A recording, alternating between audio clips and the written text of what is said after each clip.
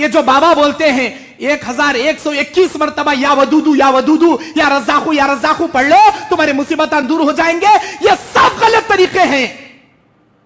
نہ قرآن میں اس کی کوئی دلیل ہے، نہ حدیث میں اس کی کوئی دلیل. ہم کو ایسے کام نہیں کرنا ہے جو قرآن اور حدیث جس بات کی اجازت ہم کو نہیں دیتے. سورہ آراف آیت نمبر 3 اللہ کا ارشاد، اعوذ باللہ من الشیطان الرجیم، اتبعوا ما انزل الیکم من ربکم ولا تتبعوا من دونه اولیاء. اس چیز کی تم پیروی کرو، اس بات پر تم عمل کرو جو بات اللہ نے قرآن میں نازل کیا، حدیث میں نازل کیا، آسمان سے اتاری گئی. ولا تتبعوا من دونه اولیاء، ان باتوں کے سوا کسی بات کی تم پیروی مت کرو، چاہے کتنا بڑا پیر کیوں نہ دے، کتنا بڑا ولی کیوں نہ دے، کتنا بڑا خواجہ کیوں نہ دے، کتنا بڑا تمہارا مرشد کیوں نہ دے. کون تو بھی تم نہ وہ عمل دیں دے، تمہارے مفتی صاحب دیں دے، بڑے لمبی شیروانی لمبی پگڑی جھگڑی پہنے والے تمہارے علامہ حضرت مولانا دیں دے، کوئی بھی کچھ بھی دے دے، اگر اس بات کی دلیل قرآن میں نہیں حدیث میں نہیں، دیوار پر رکھ کر مارو، اس کی کوئی ویلیو نہیں. اسلام کے اندر 0% ویلیو ہے اس کی.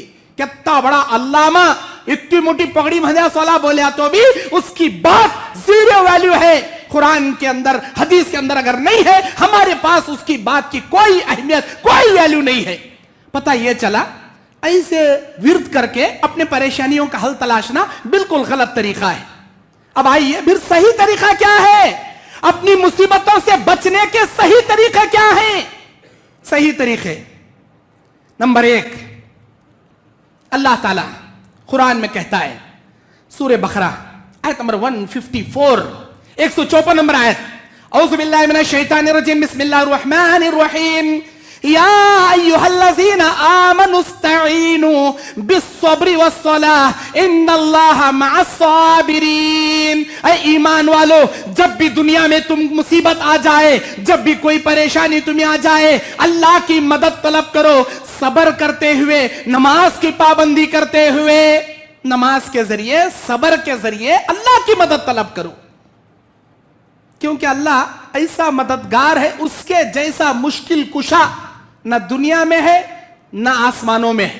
اس کے جیسا مددگار، اس کے جیسی مدد کرنے والا، وہی داتا، وہی گنج بخش، وہی اللہ تعالی دستگیر ہے، وہی مشکل کشا ہے، وہی حاجت روا ہے. وہ ساری دنیا کا مالک الملک ہے، ہمارا خالق دو جہاں، مالک ارض و سما ہے. اس کے قبضے قدرت میں 7 زمینوں 7 آسمانوں کی باغ دوڑ چلتی ہے. تو مدد طلب کرو اللہ سے، کیونکہ آزمائشوں میں ڈالنے والا بھی ہمارا اللہ ہے، آزمائشوں سے آر پار کر کے نکالنے والا بھی ہمارا اللہ تعالیٰ ہے. اگر آزمائشوں میں گھر چکے ہو، پریشانیاں آ چکی ہیں، کرونا لگ چکا ہے، اومیکرون میں آپ کے باپ آپ کی اماں آکسیجن لے کر اسپتال کے بیڈ پر زندگی موت کے کشمکش میں موت کے ایام گن رہے ہیں، چاہے آپ پر آسمان ٹوٹ پڑا ہو، اللہ کہتا ہے استعینوا بالصبر والصلاۃ، نماز کے ذریعے صبر کرتے ہوئے اللہ کی مدد طلب کرو. اللہ کے نبی بیان فرماتے، جب بھی اللہ کے نبی کو کوئی آفت آتی، فوراً آپ جاتے 2 رکعت نماز پڑھتے، اللہ سے دعا کرتے. نبی کے اوپر جب بھی کوئی آفت آتی، جب بھی کوئی ٹینشن والی خبر آتی، فوراً آپ وضو کر کے 2 رکعت نماز پڑھتے، اللہ سے دعا کرتے. میرے مومن بھائیوں، میری مومنہ بہنوں، اللہ کے لیے یہ طریقہ اختیار کرو جو طریقہ ہمارے نبی نے اختیار کر کے ہم کو بتایا. کیونکہ نماز مومن کے دل کے سکون کا ذریعہ ہے، اللہ سے قریب ہونے کی عبادت ہے، نفل نماز. وَإِذَا وَهُوَ سَاجِدٌ، جب وہ نماز میں سجدہ کرتا ہے، اللہ تعالیٰ سے بالکل قریب ہو جاتا ہے. فَأَكْثِرُ الدُّعَاء، نبی نے کہا کثرت سے تم دعا کر لو، اللہ کے بندہ بالکل قریب چلا جاتا ہے جب وہ سجدے کی حالت میں ہوتا ہے. عربی میں دعائیں کرو، نماز میں. اردو میں دعائیں کرنا جائز نہیں ہے، عربی میں دعائیں کرو جو بھی اللہ کے نبی نے بتایا ہے دعاؤں کی شکل میں. ہاں، سجدے میں ربنا آتنا قرآن کی آیتوں والی مسنون دعائیں بھی پڑھ سکتے ہیں آپ، جبکہ سجدے اور رکوع میں قرآن کی تلاوت نہیں کرنا چاہیے. رکوع اور سجدے میں آپ بعض قرآنی آیات کے ذریعے اللہ کی مدد طلب کرنا چاہیں کر سکتے ہیں، اس میں علماء کا جواز بے شک کر سکتے ہیں. नमाज पढ़ो, दुआ करो, ये मुसीबत से बचने का सही तरीका है, इस्लामी तरीका। नमाज के जरिए अल्लाह के नबी कहते थे, अरहना या बिलाल बिस्सलात, ऐ बिलाल नमाज के जरिए हमारे दिलों को राहत पहुंचाओ। क्या नमाज का टाइम नहीं आया? क्या नमाज का वक्त नहीं आया? नहीं अल्लाह के नबी, अभी वक्त बाकी है, अभी वक्त बाकी है। नमाज तुम्हारे परेशानियों से बचने का सही तरीका है। नमाज पढ़ो, अल्लाह हर मुसीबत से बचा लेगा तुमको, हर परेशानियों से बचा लेगा तुमको, दुनिया के हर आफतों से अल्लाह बचा लेगा तुमको। नमाज पढ़ो। ये जो नमाज पढ़ने के लिए वजू करते हो ना, अल्लाह के नबी ने फरमाया, वजू करने वाले के बदन से गुनाह ऐसे झड़ते हैं जैसे सूखे दरख्त को ढाली पकड़कर हलाने से सूखे पत्ते झड़ते हैं, अल्लाह उसके बदन से गुनाह ऐसे झड़ाता है। नमाज पढ़ने वाले को अल्लाह सेहत और आफियत अता करता है, बदन में नूर अता करता है, ईमानी ताकत अल्लाह उसे अता करता है। पहला इस्लामी तरीका, नमाज के जरिए मदद तलब करो। दूसरा तरीका क्या है? अल्लाह से दुआ करो। दुआ एक ऐसी इबादत है, अब दुआ हुआ मुकुल इबादत, दुआ सारी इबादतों का निचोड़ है, सारी इबादतों का निचोड़। नमाज के लिए वक्त मुकर्रर है, फजर पढ़ने के लिए सुबह सादिक का होना जरूरी, जोहर के लिए जवाल का ढलना जरूरी, असर के लिए हर चीज का साया एक मिकदार का होना जरूरी, मगरिब के लिए सूरज डूबना जरूरी, इशा के लिए आसमान की शफक गायब होना जरूरी। लेकिन जुमा के लिए जुमा का दिन होना जरूरी, हज करने के लिए जिलहिज्जा के 8 जिलहिज्जा से 13 जिलहिज्जा तक के वो अय्याम आना जरूरी, कुर्बानी के लिए बकरीद का होना जरूरी, फर्ज रोजे रखने के लिए रमजान का महीना जरूरी। हर इबादत के लिए एक वक्त अल्लाह तय किया, लेकिन दुआ के लिए कोई टाइम नहीं, कोई वक्त नहीं। साल के 12 महीने, महीने के 30 दिन, दिन के 24 घंटे, घंटे के 7 मिनट, मिनट के 60 सेकंड, जब चाहे मेरे परवरदिगार से आप अपने अल्लाह से कांटेक्ट करना चाहे, अल्लाह से हाथ उठाकर दुआ करो, या रब्बी, ऐ मेरे रब, मैं तेरा बंदा, मैं तुझे दुआ करके मांगना चाहता हूं, पुकारना चाहता हूं, मांग के देखो। अल्लाह कहता है, बोल मेरे बंदे, तेरा ये परवरदिगार तेरी दुआ सुनने के लिए हाजिर है। फज़कुरूनी अज़कुरुकुम, तुम मुझे याद कर मेरे बंदे, मैं तुझे याद करूंगा। व इज़ा सअलका इबादी अन्नी फ़इन्नी क़रीब, मेरा बंदा जब भी मुझे कोई सवाल करने के लिए हाथ उठाता है, मैं उसके शहरक से भी ज्यादा करीब उसके होता हूं, उसकी हर दुआ सुनता हूं, उसकी हर दुआ में सुनता हूं।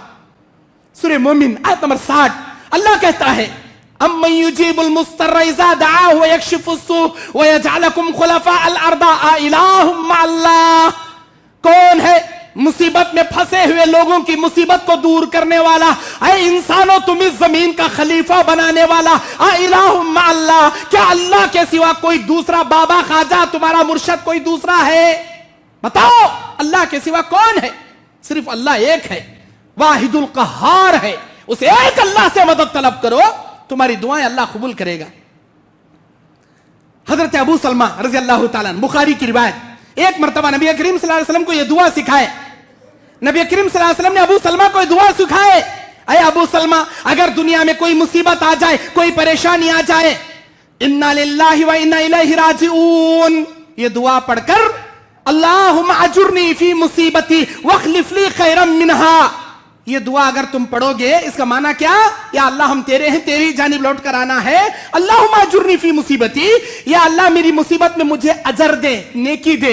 वख्लिफ ली खैरम मिनहा, या अल्लाह इस मुसीबत के बदले में भलाई अता कर, इस गम को खुशी में बदल दे, इस बीमारी को सेहत में बदल दे, इस परेशानी को राहत में बदल दे। वख्लिफ ली खैरम मिनहा, इस परेशानी को ऐ अल्लाह खैर से, अमन से बदल दे। ये दुआ अगर तुम मांगोगे, तुम्हारी कितनी भी बड़ी परेशानी रहने, ना सिर्फ अल्लाह परेशानियां दूर करेगा, उसके बदले में राहत, सुकून, बरकत, नेमत से अल्लाह नवाजेगा। ये दुआ सीख कर आया अबू सलमा, अपनी बीवी उम्मे सलमा को सिखाए। उम्मे सलमा यह दुआ पढ़ती थी, लेकिन जब अबू सलमा का इंतकाल हो गया, उम्मे सलमा कहती, मेरे शौहर गुजर गए, मेरे लिए वो सबसे बड़ी परेशानी का आलम था। इतनी बड़ी परेशानी मैं बता नहीं सकती। जब किसी का शौहर मरता है, उसकी बीवी को पता होती है कि उसकी सारी दुनिया उजड़ जाती है। वो कहती है, मेरे शौहर अल्लाह के नबी से जो दुआ सीख कर आकर मुझे सिखाए थे, मैं बार बार वो दुआ पढ़ती थी, अल्लाह میں تیری ہوں, تیری جانب لوٹ کر مجھے آنا ہے, میں مصیبت میں ہوں, اللہ میری مصیبت کو بھلائی سے بدل دے, خیر سے بدل دے, میرے دکھ اور پریشانی کو خوشیوں سے بدل دے. میں اللہ سے دعا کرتی تھی, مجھے نہیں پتا تھا میری اس پریشانی کی دعا کی برکت سے اللہ تعالیٰ میرے شوہر کے بدلے میں دنیا کے سب سے بہترین انسان کو میرا شوہر بنا کر اللہ دے گا. نبی کریم صلی اللہ علیہ وسلم اپنا رشتہ پیش کرے حضرت ام سلمہ کو, اور وہ ام سلمہ رضی اللہ عنہا سے امہات المؤمنین ام سلمہ رضی اللہ عنہا بن گئی, ہم سب کی ماں بن گئی, امہات المؤمنین بن گئی. وہ کہتی ہے میں نے تصور بھی نہیں کیا تھا کہ میں نبی کی بیوی بنوں گی, میرے شوہر سے بہتر شوہر اللہ نے مجھے عطا کیا. اے دنیا کے لوگوں, اے نبی کے امتیوں, اگر تمہارے اوپر بھی کوئی مصیبت آ جائے, انا للہ و انا الیہ راجعون, اللہم اجرنی فی مصیبتی واخلف لی خیرا منہا کے ذریعے اللہ کی مدد طلب کرو. دیکھو اس کے بہتر نتائج تم اپنی زندگی میں بہت جلد دیکھ لو گے. یہ اسلام میں مصیبتوں سے بچنے کے صحیح راستے ہیں, پریشانیوں سے بچنے کے راستے. اللہ کے نبی کہتے ہیں اگر کسی کو کتنی بھی بڑی پریشانی کیوں نہ آ جائے, اگر وہ اپنی پریشانیوں سے بچنے کے لیے یہ دعا پڑھے جو دعا ابو داؤد کی ہے, اللہم لا سہلا الا ما جعلتہ سہلا وانت تجعل الحزن اذا شئت سہلا, یا اللہ نہیں ہے آسانی سوائے تیرے, تو اگر چاہے دنیا کے ہر مشکل کو آسان کر دے, یا اللہ میرے دنیا کے اس مشکل کام کو میرے لیے آسان کر دے. اگر وہ دل میں نیت رکھ کر یہ دعا پڑھنا شروع کرے کہ تی بڑی پریشانی کیوں نہ رہنے دے, اللہ تعالیٰ آن کے آن میں اس کی مصیبت کو آسانی میں اللہ بدل دیتا ہے. یہ دعا پڑھنا چاہیے. ایک مرتبہ حضرت اسماء رضی اللہ تعالیٰ عنہ کے پاس نبی آئے, دیکھیں بڑے پریشان بیٹھی تھی. نبی نے پوچھا کیا ہوا؟ انہوں نے کہا ایک بڑی پریشانی آ گئی. وہ اتنی بڑی پریشانی, پہاڑ سے بھی بڑی پریشانی. اللہ کے نبی نے کہا اے اسماء اگر تم 7 مرتبہ یہ دعا پڑھو, اپنی توحید کا واسطہ اللہ عز و جل کو دیکھ کر 7 مرتبہ یہ دعا پڑھو, کتنی بڑی پریشانی میں کیوں نہ رہے, پہاڑ سے بڑی پریشانی تجھ پر کیوں نہ ٹوٹ پڑی رہے, اللہ پلک جھپکنے کے برابر تیری مصیبت کو دور کر دے گا. وہ دعا بخاری کی حدیث, اللہ ربی لا اشرک بہ شیئا, یا اللہ تو میرا رب ہے, میں تیری ذات میں کسی کو شریک نہیں کرتا, میں تیرا توحید پرست بندہ ہوں. لا اشرک بہ شیئا, اللہ میں تیری بندی ہوں, میں تیری ذات میں کسی کو شریک نہیں کرتی. 7 مرتبہ اللہ ربی لا اشرک بہ شیئا, 7 مرتبہ اگر کوئی انسان اللہ کی وحدانیت کا واسطہ دے کر دعا کر دے, اللہ کے نبی کہتے ہیں پلک جھپکنے کے برابر اس کی مصیبت اللہ اس سے دور کر دیتا ہے. ان دعاؤں پہ عمل کر کے زندگی میں نتائج دیکھو. وَمَن يَتَوَكَّلْ عَلَى اللَّهِ فَهُوَ حَسْبُهُ, جو اللہ پہ بھروسہ کرتا ہے اللہ اس کے لیے کافی ہو جاتا ہے. اور تیسری دعا, چاہے دشمن تم کو گھیر لیں, مارنے کے لیے ٹوٹ پڑے, تمہاری زبان پر حسبنا اللہ ونعم الوکیل ونعم المولا ونعم النصیر کا ورد اگر آ جائے, جانتے ہو یہ کون سی دعا؟ جب دشمنوں نے نبی علیہ السلام کو, حضرت ابو بکر صدیق کو غار ثور میں قریب آ گئے تھے گھیرنے کے لیے, ابو بکر نے کہا اللہ کے نبی دشمن اپنے نیچے دیکھیں تو ہمارے اوپر نگاہ پڑے گی, پکڑ لیں گے, مار دیں گے.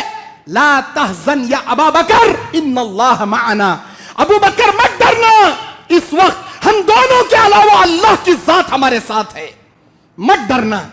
اس کے بعد نبی کے زبان پر یہ دعا, یہ کلمات جاری تھے, حسبنا اللہ ونعم الوکیل, یا اللہ ہم تجھ پر بھروسہ کرتے ہیں, تو ہمارا بہترین کارساز ہے, ونعم المولا ونعم النصیر, تجھ سے بڑا ہمارا کوئی دوست نہیں, تجھ سے بڑا مددگار ہمارا کوئی دوسرا نہیں. اگر یہ دعا پڑھو, دیکھو ساری دنیا تم کو مارنے کے لیے ٹوٹ پڑی کیوں نہ ہو, اللہ اس دشمنوں کے نرغے سے تمہیں کیسے بچاتا ہے. نبی کہتے ہیں جب ابراہیم علیہ السلام کو گوبند میں بٹھا کر نمرود بادشاہ نے آگ میں پھینک دیا, آگ میں جا کر گرے ابراہیم, اللہ تبارک و تعالیٰ کے وہ لاڈلے بندے, پیغمبر, خلیل, اللہ کے دوست, ان کی زبان پر بھی یہی کلمات تھے, حسبنا اللہ ونعم الوکیل ونعم المولا ونعم النصیر. اللہ نے اپنے خلیل کی حفاظت آگ کو بول کر کیا, یا نار کونی بردا و سلاما علی ابراہیم, اے ابراہیم تو ٹھنڈی ہو جا، اتنی بھی ٹھنڈی نہیں کہ میرے ابراہیم کو تکلیف پہنچانے والی ہو، سلامتی والی ہو جا۔ اللہ نے آگ کو گلے گلزار بنا دیا، دیکھنے میں آگ بھڑک رہی ہے لیکن پھولوں کے باغیچے میں جیسے انسان جھومتا ہے ویسے ابراہیم علیہ السلام بیٹھے کھیل رہے تھے، آرام سے اللہ کی نعمت کا شکر ادا کر رہے تھے۔ مصیبت میں گھرے ہو میرے بھائیوں میری بہنوں، اپنی زبان پر حسبنا اللہ کا کلمہ ورد جاری کرو، پھر دیکھو اللہ تمہیں کیسے دنیا کی مشکلوں سے بچاتا ہے۔ یہ پریشانیوں سے بچنے کے صحیح راستے ہیں۔ اچھا، اور کیا راستے ہیں اسلام میں پریشانیوں سے بچنے کے؟ اگر آپ حد سے زیادہ ٹینشن میں ہو، حد سے زیادہ پریشان ہو، یہ ضرور اپنے دل کو یقین دلا لو، اپنے مائنڈ کو یہ بول کر تسلی کرا لو۔ اللہ کہتا ہے قرآن سورہ بقرہ کی آخری آیت میں، اعوذ باللہ من الشیطان الرجیم، لا یکلف اللہ نفسا الا وسعها، ہم کسی انسان کو اس کے نفس سے بڑھ کر اس پر مصیبت نہیں ڈالتے، جتنا اس کی جان اس کا نفس مصیبت کو برداشت کرنے کی کیپیسٹی رکھتا ہے ہم اتنی ہی اسے پریشانی دیتے ہیں، جتنا وہ برداشت نہیں کر سکتا اتنی بڑی مصیبت ہم نہیں دیتے اسے۔ یہ کون کہتا ہے؟